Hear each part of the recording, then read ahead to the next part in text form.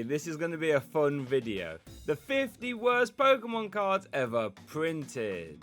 And believe me, over the 30 years of the Pokemon TCG history, there have been some downright stinkers.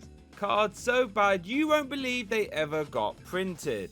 And we're going all the way back to base set for this one, so no cards are safe. So coming in at number 50, I've got all the Imakuni cards. Now, I have to mention these, but let's be honest, these were printed all to be joke cards. So I'm not going to rank them very highly. I don't really want to take away from all the real bad cards that weren't meant to be jokes. But we do have to mention them, Imakuni. So coming in at number 49, we have Great Tusk. This pains me to say, because Great Tusk is one of my favourite Pokemon. I even used it in my Scarlet playthrough. I think its design is so powerful. And I even remember seeing it on the VGC stage, putting in the finest of work on stream. But its card, oh boy, the card is awful.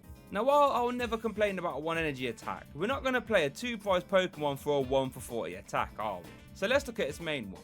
Bedrock Breaker sounds magnificent, however it is extremely costly, requiring 3 fighting energy, at a time where fighting energy is pretty hard to accelerate. Korodon EX could do it, but it would end your turn. Is Great Tusk worth ending your turn over? Will it carry you to a win? No, because it only did 250 damage, which wasn't really super meta relevant, since 280 was the magic number you needed. However, it gets even worse, because after you miss that KO, Great Tusk would do 50 damage to itself. Do you know what that means? So after you missed the KO, you would almost always get KO'd back. And seeing as the main way to accelerate fighting energy at the time was Korodon, which would always end your turn, it means you would never ever be able to get back in the game, and you would lose pretty fast. Coming in at 48, we have Rhyme. Rhyme falls victim to doing nothing particularly well. First of all, we're drawing 3 cards for our 1 supporter of the turn. That's not necessarily a death sentence to a supporter card though, since we have seen cards like Birdkeeper and Miriam do extremely well in the past. Sometimes an extra effect, in addition to drawing 3 cards, can make supporters often worth it. So what does Rhyme do? Pushing your opponent's active to the bench and they get to promote something else. Now I know what you're thinking, while it's not as good as a boss's orders, forcing a switch can be impactful still, especially if you can't carry the active. So it can't be that bad, right? Well, I only half agree with you. The effect can be strong sometimes. In certain situations, it can be as good as a boss's orders. However, if this effect is so precious to you, why don't you just play Escape Rope? It's an item card, so your supporter for the turn can be actually something good. So this card fails to be a boss's orders, and it also fails to be a good draw supporter, like Research or Iona. Awful card. 47, Swordward and Shieldbert. This card makes the list because it tries so hard to make you think it's a good card, but it just isn't. Swordward lets you target a trainer from your discard pile, then show it to your opponent, and then ask if you can put it in your hand. If they say yes, yeah, you can have it. If not, you can draw 3. Who in right mind would ever say yes? So you'll get your hopes up just for your opponent to dash them and make you draw 3 instead.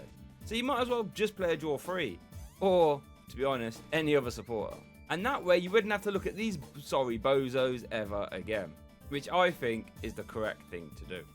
At 46, we have Grimmsnarl V Max. Grimmsnarl has to be up there for the worst V Max card ever printed. I remember first reading it thinking, why does this card even exist? Its attack started off 170 damage, and did an extra 50 damage for each dark energy attack. Wait a minute. That actually doesn't sound so bad. Well, unfortunately I lied to you. That's what the attack should have been. Instead, it's an extra 50 damage for each extra dark energy attached in addition to its attack cost. Okay, so if you had 6 energy, you were one-shotting the entire format. Sure, it's costly, but you did have Hydreigon in the format, so it was possible, and 330 HP wasn't going anywhere. This sounds okay, I guess. Well, except I lied to you again, since it only let you add 100 damage in this way. So you couldn't even reach 280 damage to one-shot tag team Pokemon. And it required a stage 1 with 5 energy and a stage 2 to attach them all. Absolutely dreadful. At number 45, we have Aroma Lady. When you consider what era this card was printed in, you really have to start to question why it exists. It's a supporter card that lets you draw 2, and then heal all special conditions. So healing all special conditions isn't normally terribly important, because they're rarely used in a Pokemon TCG. And whenever they are used, playing a switching card is almost always the correct way to go. So that last bit of text is kind of irrelevant, right? So is drawing 2 worth it? Well, definitely not. Consider draw 3 is almost always in format, it makes it almost completely obsolete. Imagine being completely outclassed by drawing 3 cards. Embarrassing. Especially when you consider Professor's research is in format where it lets you draw 7. Poor aroma lady. That footlight is kind of nice though, I guess. Coming in at number 44, we have Kyogre V. While Kyogre V looks amazing and pulls on my nostalgia heartstrings, I cannot let that affect my judgment. This card is straight trash. Dual Splash was so close to being amazing. Dual Splash does 50 damage to 2 of your opponent's Pokemon. And while spread damage is nice, when it's for free energy, it kind of needs to be incredibly strong. And while 50 is high, it's 10 short of being truly game winning. Since if it was doing 60, you could remove 60 HP Pokemon like Frigibax or Rolls. So this forces you to not only accelerate 3 energy, but find a Halucha to get to that magic number. That's just a bit too much. Okay, fair enough though, but Kyogre does have a second attack, right? Well, Aqua Typhoon sounds like it should do, 5,000 damage. Especially since it costs 4 energy. But instead, it is a measly 210.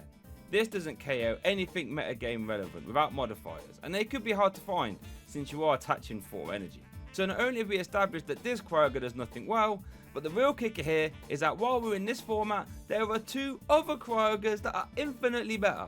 This one saw play in Chien-Pao decks for its hefty 180 damage spread attack, which would pick up KOs on Lumineon, Baxcalibur and Squawkabilly EX. And this one was the focal point of a devastating Lost Box deck, which has won regional championships with its Aqua Storm attack. This leads Kyogre V to be quickly and unfortunately forgotten. Coming in at number 43, we have Bill and Mum's Kindness. If you have ever used these, I truly feel sorry for you. A flat draw 2 with nothing extra is just sad. What makes these extra special is that they exist at the same time where there were almost always better options. For example, in the same set as Bill, you had Professor Oak's New Theory, which gave you a whole new hand of 6, and you even had Sage's Training, which was also a +2, but it let you look at the top 5 cards of your deck, so you could have further dig.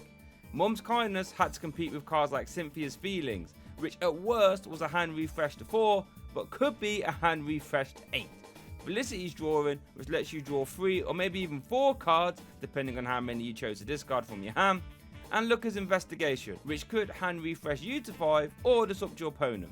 All of these make Bill and Mum's Kindness look absolutely terrible, which is exactly what they are. Coming in at number 42, we have Electivire. Burning Shadows was a bit of a mid-set, and cards like Electivire really didn't help. For 3 energy, you had Thunder Punch, which would do a pitiful 60 damage, and then you flip a coin. If heads, you do an extra 60. So if you flipped heads, 3 for 120 was still pretty trash, to be honest. However, if you flipped tails, Electivire would have the cheek, the downright gall, to hit himself for 20. How rude. If you managed to survive and attach 1 more energy, you could do 170 damage, which was just short of KOing meta-relevant Pokemon, forcing you to find a choice belt, just to make life even more awkward for yourself. And then you couldn't attack next turn just to rub it in. And shout out to this Electivire printed in Ultra Prism. This card sucks too. For 3 energy, you're now capped at 60 damage unless you're hitting a metal type, in which case they're now paralyzed. That is way too specific to take seriously.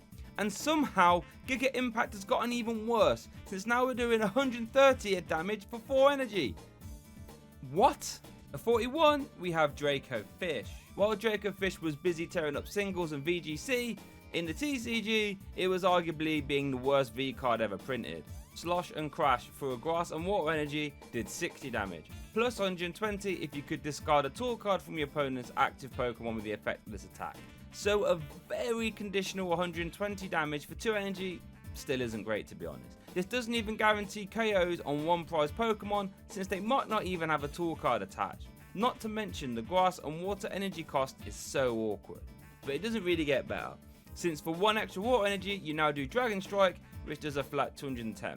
This doesn't even KO evolving V Pokemon without a modifier to make it even more awkward.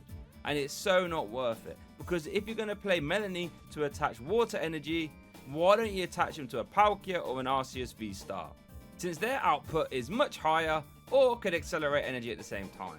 Such a silly card. At number 40, we have Melmetal V Max. Melmetal VMAX is currently standard legal, so it has to have a real high power output to survive, and unfortunately that's just not the case. At 330 HP it's kinda decent, but Max Juggernaut definitely isn't.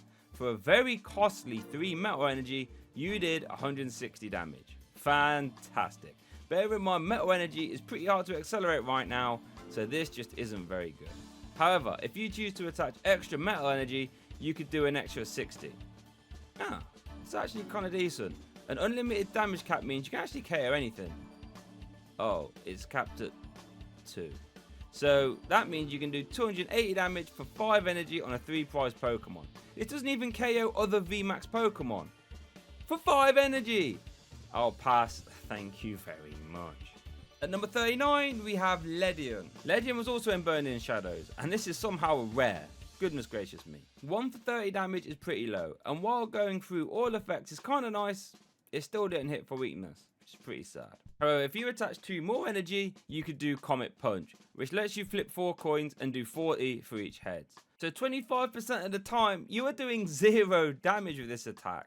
Even if you flipped all heads, you still wasn't OHKOing anything meta relevant, and somehow this is a rare too.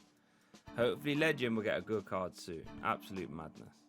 At number 38 we have Unknown v Star. On face value this might seem pretty harsh, since Star Cypher is a very unique attack. It forces all your opponent's Pokemon in play to have a 2 times weakness instead. This does sound pretty fun, right?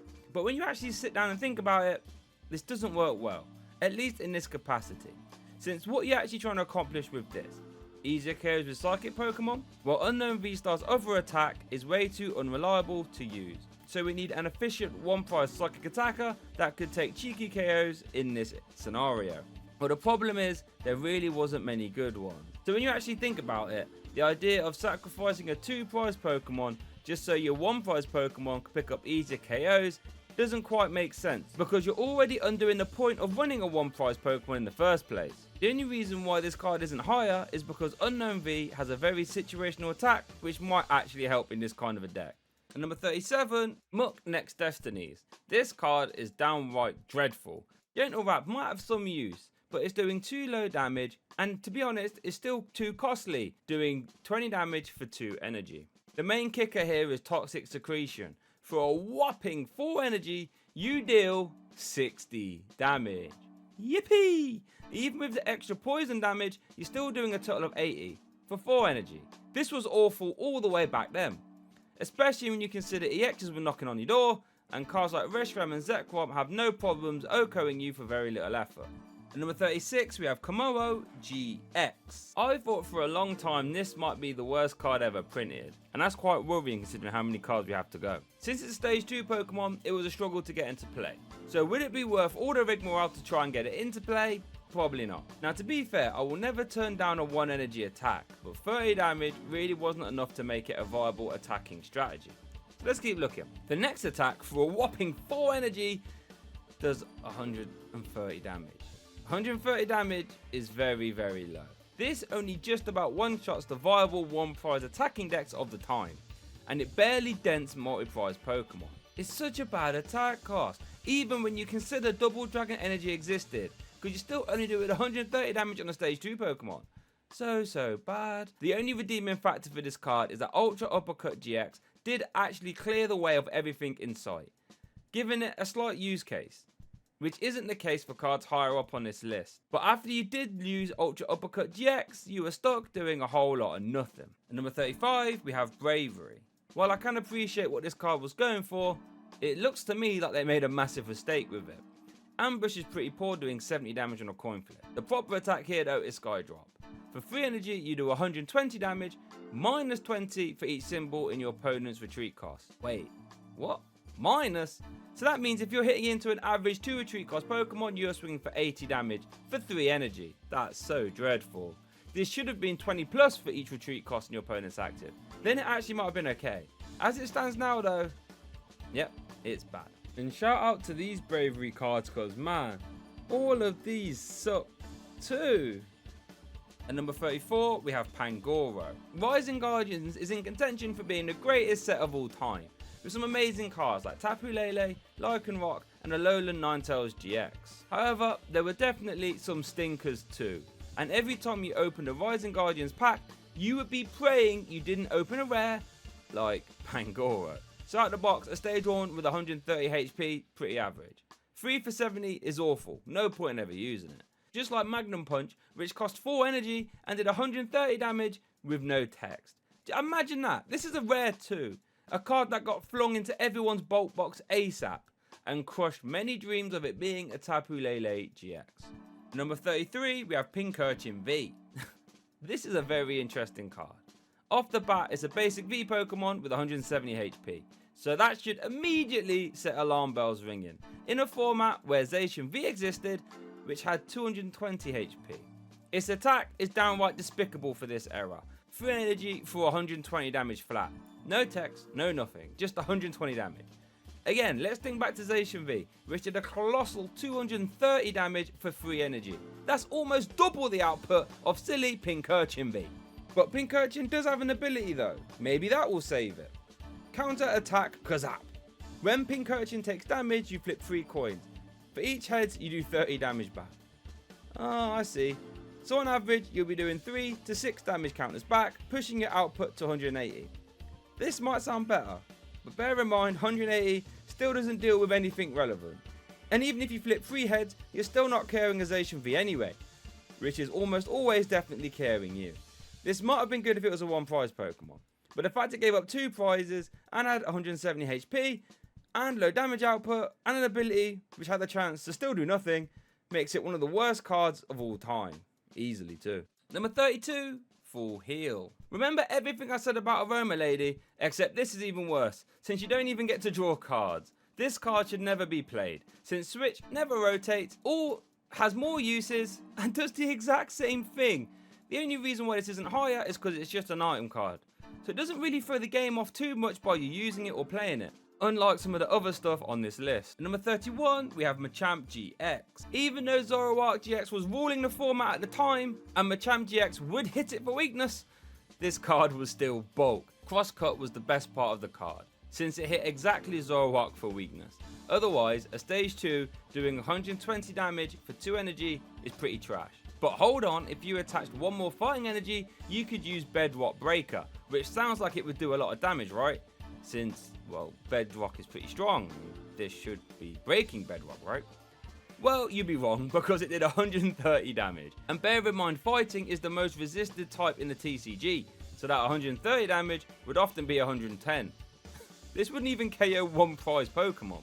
So imagine getting 3 energy onto a stage 2 Pokemon to still not KO 1 prize Pokemon. Are you having me on? But don't worry about that pesky resistance though, because when you use Muscle Punch GX, it ignores resistance. But it only did 180 damage, so you would need a choice band to even KO basic GX Pokemon or 260 HP GXs. So bad. I think on reflection, Machamp GX might be the worst GX card of all time. Or is it? At number 30, we have Breloom. So this was printed in the time of Scarlet Violet base set, where we had cards like Gardevoir GX, which could attach as many Psychic Energy as you like, Miraidon, which can get 2 Lightning basic Pokemon into play, and Koraidon, who can attach 2 Fighting Energy from the discard pile. So with all that in mind, cards have to be strong from this time period, right? Powerful, fast. So tell me why creatures thought this Breloom would be a good addition to the set. It literally just does 60 damage for 1 energy. 60 damage, no text, no extra effect, no nothing. Right. At number 29, we have Wigglytuff. I adore this Wigglytuff, because look at its artwork. It is ready for action, except it really doesn't have the facilities to back it up. Hypnoblast, 50% of the time, is just doing 30 damage, so not very good. So let's look at its other attack, Punishing Slap. 60 damage, then an extra 60 damage if your opponent has any dark energies attached. So let's just pretend our opponent does have some dark energy. 3 for 120 damage is poor. Doesn't even KO most 1 prize Pokemon for such a heavy investment. And that really doesn't matter most of the time, since they won't have a dark energy attached anyway. And at that point, you're really out of luck. It just makes me want to cry thinking about it. At 28, we have Primeape. This little guy just makes me laugh. A stage 1 with 90 HP is already pretty bad. Also, 2 energy for 90 damage is also pretty bad. The real kicker here though is that your opponent did an extra 30 damage to Primeape after you attack. just to really make sure Primate wasn't going to survive a hit. It's like, what are they thinking? 2 energy for 90 damage is not worth a drawback like this. Because heaven forbid, Primate would be way too good if your opponent didn't do extra damage to it, right? And this card was a rare too. Oh my goodness. At number 27, we have Haxorus. This Haxorus card is currently standard legal, so it has to compete with cards like Mew VMAX, Arceus V-Star, and Lugia V-Star to compete. So how does it stack up? Well, 1 for 60 isn't really a good start. Doesn't even KO cards like Sableye. Wild Axe, for a very strange cost of 1 metal, 1 fighting, deals 160 damage and then damages yourself for 30. Wait, what? 160 damage is not a good number. Only just KOing 1 prize Pokemon and damaging yourself? So let's just think about this for a second. You're a stage 2 Pokemon, so you have all the inconsistencies lumped in with that, while also attacking for 2 different energy types, to only just start 2-shotting big Pokemon? And it's a rare too? Oh, goodness gracious me. At number 26, we have Hawlucha EX. So even with all the amount of bonkers fighting support that was in Furious Fist, like Strong Energy, Fighting Stadium, Focus Sash, and Karina, Hawlucha EX was still so bad, it didn't see any light of day. Its counter-attack ability was interesting, since it put 2 damage counters back on your opponent's active whenever they attacked into Hawlucha. But since it only had a pitiful 130 HP, you was only ever going to get 1 use of it because you were about to get KO'd anyway. The attack 2 was awful. For 3 energy, you did 160 damage, and if there was a stadium in play, you did an extra 40. So 100 damage on a 2 visor for 3 energy that had 130 HP. Even if you was to consider the buff with Strong Energy, Fighting Stadium, and Muscle Band, it still got outclassed by Lucario EX in every single way. The real kicker though is that the baby Hawlucha from the same set absolutely embarrasses this card, because it's a basic Pokemon with a 3 retreat cost and attacks for 1 energy, and it saw a ton of play as well, making this a truly bad card. But also need to give a shout out to this Hawlucha, because wow, this card is bad. At number 25, we have Gyarados GX. Poor Gyarados, one of my favourite Pokemon, but boy, get some bad cards. For every Tail Revenge or Full Retaliation Gyarados, we get some stinkers. And the first one we're going to look at here today is Gyarados GX. So first of all, it's a stage 1 Pokemon with 240 HP. It's actually pretty decent. Everything else though was awful. Waterfall doing 70 damage was an absolute non-factor. And while Draconic Nightmare, which might be one of the coolest attack names ever by the way, if you tried to use it, it would always end in disaster. Since for a whopping 5 energy, you did 200 damage. Only if there was a stadium for you to discard though, otherwise you did 100. So let's just think about that for a second. You put 5 energy to do 100 damage.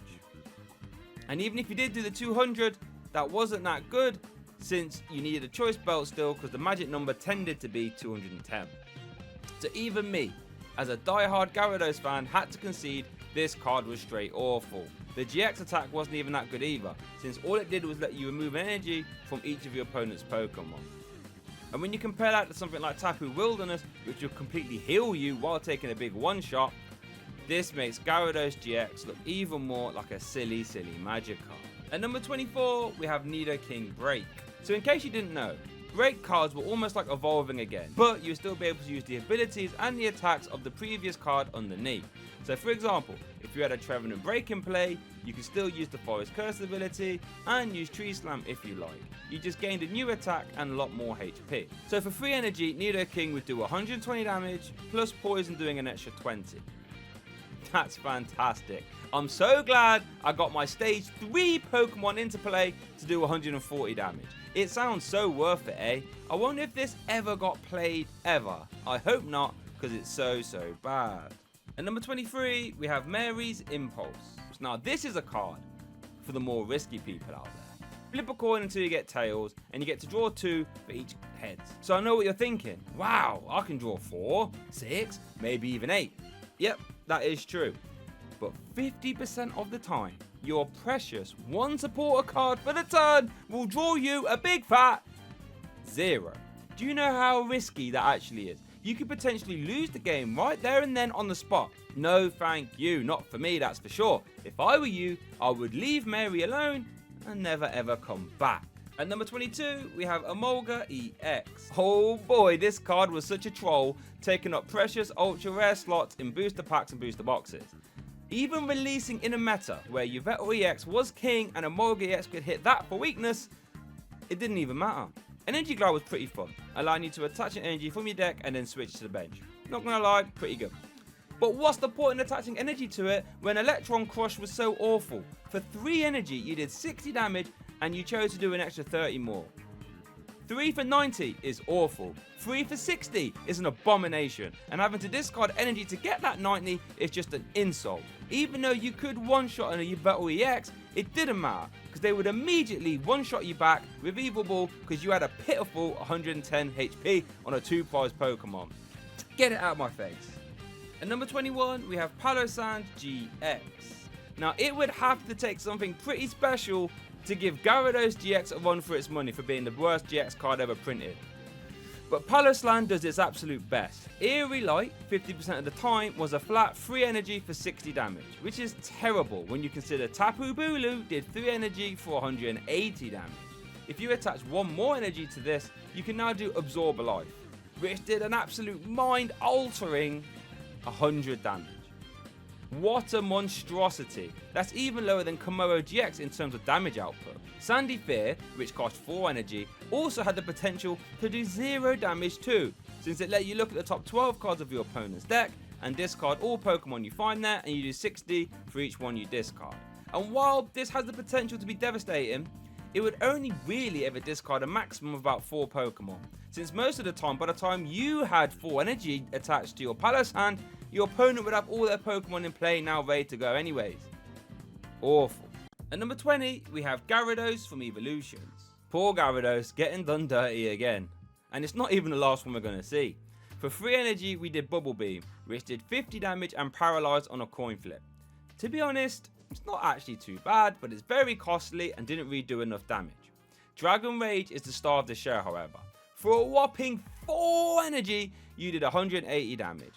This was awful, since 180 damage didn't clear the way of anything in the format. This is not something you want from a 4 coloured energy attack. But it gets worse somehow, since then you had to flip 2 coins. If either of them were heads, this attack did nothing. Like what? What an absolute joke. Nothing for 4 energies? How bad? Evolutions was mostly a collector set though, so I can't hate on him too much, since it does hit me in the nostalgia feels. But boy, Gyarados has to stay in the binder.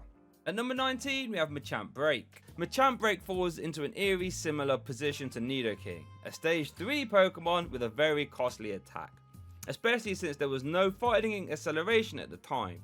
Boomerang Lariat did 100 damage and then increased your next turn damage by 100.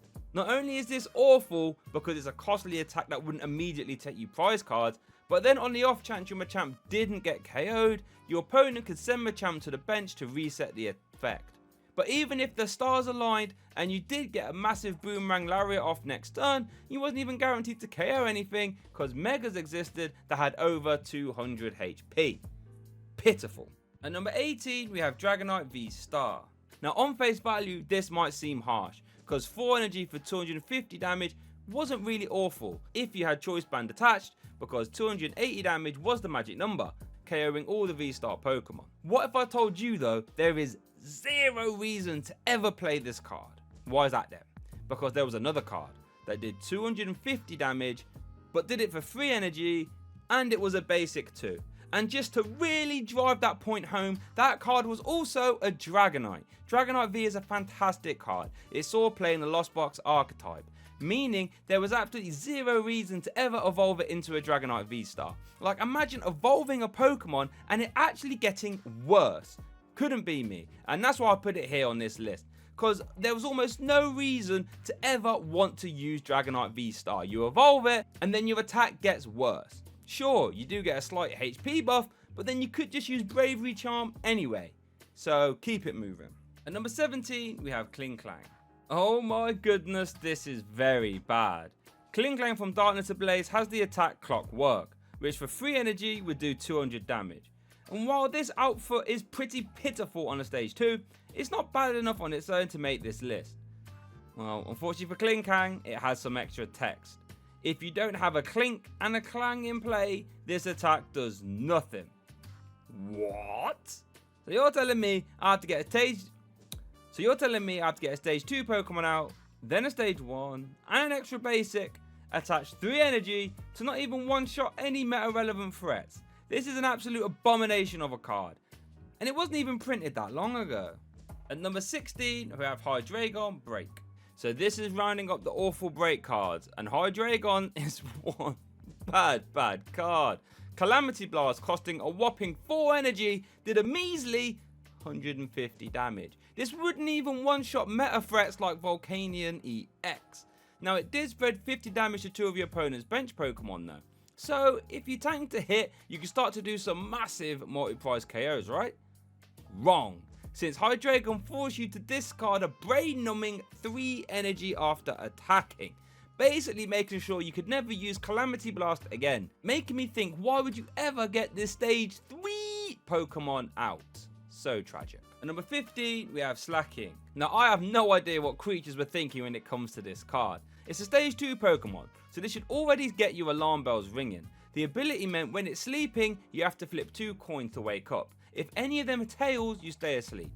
Okay, now this isn't great, but sleep is quite uncommon, so as long as you bob and weave that, you should be okay, right? Well, unfortunately for Slacking fans, Slacker Head Strike does the absolute unthinkable. Puts you to sleep, all while doing 240 damage to a number that doesn't even KO V-Star Pokemon. So to summarise, you spend a lot of time getting your stage 2 out, you then have to attach 3 energy to it, to then still not KO V-Star Pokemon, and after that you have to flip 2 heads just to wake up because you're now sleeping.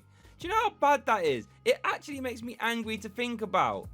Oh, dearie me. At number 14, we have Walrein. Walrein gets done so dirty in the Pokemon TCG, and this card is no exception. Powder Snow does 60 damage for 3 energy. Rubbish. Even if you consider that 50% of the time, your opponent would be left asleep. Because Keljo Floatstone was still in format, so that sleep would very rarely be relevant. The absolute monstrosity of this card though is its attack, Big Tusk. For a monumental 4 energy on a stage 2 Pokemon, might I say, you did an underwhelming 120 damage. But wait, it doesn't even stop there, because you did 10 less damage for each damage counter on this Pokemon. So just to drive this home, once you have your stage 2 Pokemon out with 4 energy, the second you get hit, your output pretty much gets reduced to 0. And it's a rare too. How despicable. At number 13, we have the Shining Pokemon. So we're going to lump all these together from the Neo era. And while these cards do look absolutely stunning, like look at this Tyranitar, they fall in the category of having extremely silly attack costs while not doing a lot of damage. And trust me, it's about to get rough fast. So make sure you're sitting down before I have a look, in my opinion, at some of the worst Shining cards. Kabutops gets an appearance here. So it is a basic Pokemon, which to be fair is nice and is saving it from being even worse on this list. But look at the absolute horrors on these attack costs. For 2 fighting, 2 water energy, Water Slash does 50 damage, plus 10 for each water energy attached. Okay, so it's 4 energy for 70 damage, that's okay, right? No, wrong, because it's for each extra water energy in addition to the attack cost. So it would be 6 energy for 70 damage. That has to be the worst energy to damage ratio of all time. Remember Erika's Jigglypuff for 2 energy did 40 damage, and good old Hitmonchan was doing 1 energy 20 damage. So on what planet is 6 energy for 70 damage good? And the rest aren't much better either. Charizard for 5 energy, and it immediately has to discard 2 by the way, to do 100. Shining Steelix for 4 energy has to flip a coin. If heads you do 80 damage and 10 to all your bench. But if tails, the attack fails, and either way Steelix can't attack next turn. So you put 4 energies onto the Steelix for then half the time for it to have its attack fail. Man, these need to stay in the binder or a PSA case, swear down. At number 12, we have Blaine's Moltres. Now, Moltres is low-key one of my favourite Pokemon, and Blaine is one of my favourite gym leaders. So this makes me very sad. We're going all the way back to Gym Heroes for this one. And on face value, it doesn't look that bad, right? 90 damage on a basic Pokemon, that seems okay to me. Until we look at that hefty attack cost. Sure, 5 energy is high, but it's not just bad numbers that get you on this list. That extra text is awful. So after you pile those energies and you swing with Moltres, you have to flip a coin. If tails, you have to shuffle Moltres and all cards attached to it into your deck. So you spend 5 turns setting up Moltres, essentially giving up your early game so you can sweep through with this Moltres. But 50% of the time, that Moltres will immediately shuffle itself away. That would be so sad. Could you actually imagine that? Wait, don't imagine that. I don't want to do that to you. Golly. At number 11, we have Arcanine. Now, there isn't even anything to laugh at with this card. It's just plain sad. It's almost like this card was forgotten about and just rushed out the printers without a thought. Let's not waste no time. Overrun for 2 energy doing 20 damage was outclassed even by base set cards. And Combustion does 40 damage for 4 energy. Wait, what? 40 damage? For 4 energy. That's 10 damage per energy. And bear in mind, this existed in the same meta as Donphan Prime, who would do 60 damage for 1 energy. Other format hitters would include Garchomp Sea Level X, who would do 80 damage for 2, and Luxray, who would do 60 for 1, and gust up your opponent's threats too. So in this format of heavy hitters, what is this Arcanine expected to do? It literally gets outclassed by base set cards. This is sad, getting rolled over by cards 10 years older than you. At number 10, we have Mandibuzz. This Mandibuzz falls in the way too high attack cost for very little damage camp.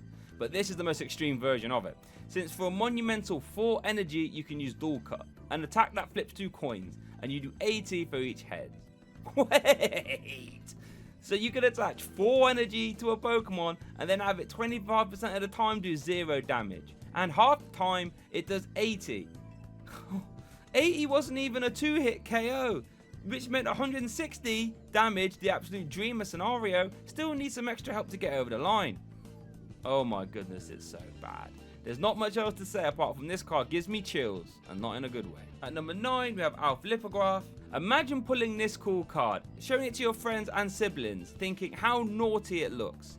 And then you wonder, wow, I wonder what the effect is. And then you read it. Shuffle your deck. Huh? Do you know how often you shuffle your deck in the Pokemon TCG? After every single deck search. So pretty much after playing any format staple like Ultra Ball, Nest Ball, or even using abilities like Shivery Chill and Primal Turbo. So your deck often gets shuffled at least 3 to 4 times a turn. So the idea of using a card just to shuffle is so bonkers and unnecessary. Complete waste of time. So why did I have it ranked up higher than, let's say, cards like Full Heal? Because at least Full Heal has some use, right?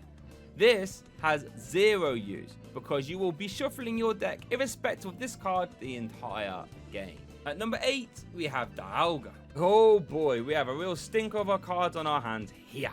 While the shiny version of this card still commands high prices, it has nothing to do with its playability, that's for sure.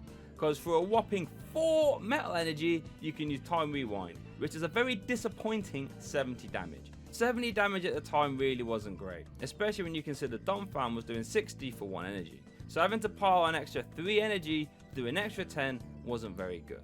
In fact, it was downright awful. But guess what? It doesn't stop there, because it has some extra text too. Oh boy, brace yourself for this one. You have to shuffle your hand into your deck afterwards. So over the course of a Pokemon TCG game, you want to grow your hand as big as possible. So the idea of shuffling it away is nothing short of madness, and as we've previously established, 70 damage just isn't anywhere near worth it. Maybe if it was 200, but 70, 100% not. At number 7, we have Kabutops. Damn, Kabutops making another appearance here again. I think we're noticing a sign here, buddy. This fossil card might be the most egregious entry for him though, make no mistake about it. Starting off, poor Kabutops is a stage 2 Pokemon, and a fossil too. So this begins a whole host of trauma just to get it into play at all. So what is your reward from fighting through the trenches to get it into play? Well, 2 for 30 is not a good start, since Hitmonchan did 1 for 20, on a basic. So let's keep looking. This humongous 4 energy attack cost must be worth it, right? Well, Absorb did 40 damage, and then you heal half the damage you did? Wait. So you attach 2 more energy to do an extra 20 damage off the bat? This is pitiful in almost every scenario. Red flag number 1. Also, I'm not sure what all this healing business is, since you only have 60 HP, and you're only healing half. So pretty much all the time you're healing 20 damage. And that didn't even matter because you're weak to grass. So good old Cypher was going to come in, knock on the door and send you to the discard pile. Man, this card is bad. At number 6, we have the Crystal Pokemon. So these are very similar to the Shining Pokemon, but somehow they're worse. They have a strange gimmick where when you attach a different basic energy, you become that type, but this definitely didn't make up for the killer amount of clunk they were about to put you through. Why is this? Because of their absurd attack costs. Let's just look at Golem. For 3 energy, you do 30 damage. Rock Throw is a joke. And Earth Bomb needs a whopping 4 energy to then deal 50. Then you do 20 to yourself and 10 to all bench Pokemon in play, both yours and your opponent's. Whoa, bear in mind this is a stage 2, so you actually need to evolve up to deal 50 damage and 20 to yourself. And look, here we got old Kabutops making an appearance again. 3 for 20 Draining Cut has less than 10 damage per energy attached. Yuck.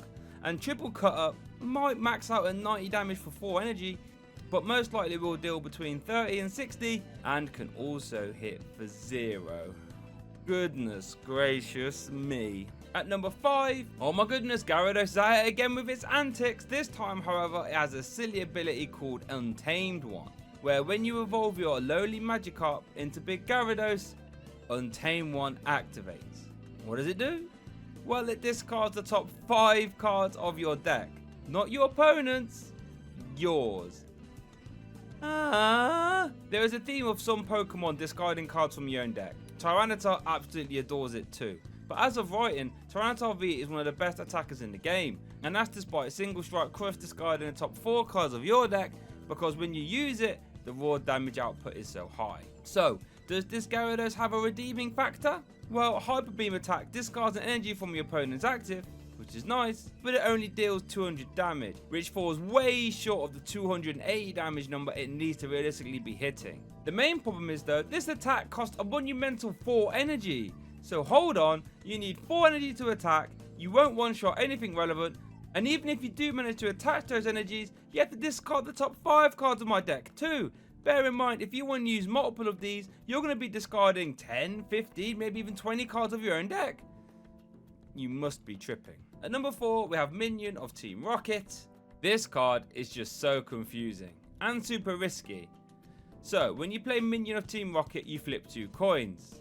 I already don't like where this is going. If both are heads, you can return a Pokemon from your opponent's board back to their hand. Okay, so you can delay your opponent's setup a little bit, sure. But since it puts them back to hand, they can just put them straight back down again, right? So it might not actually be as disruptive as we first thought. And bear in mind, we only have a 25% chance of this going through too. What happens the other 75% of the time? Your turn ends immediately. It even says you can't attack just to drive that point home. So that means 75% of the time your turn ends without this card doing anything. Could you imagine ending your turn for no good reason? And it isn't even like this effect is worth it. No wonder Giovanni didn't come back in Gen 2. If this is how the grunts are carrying on, he would be ashamed.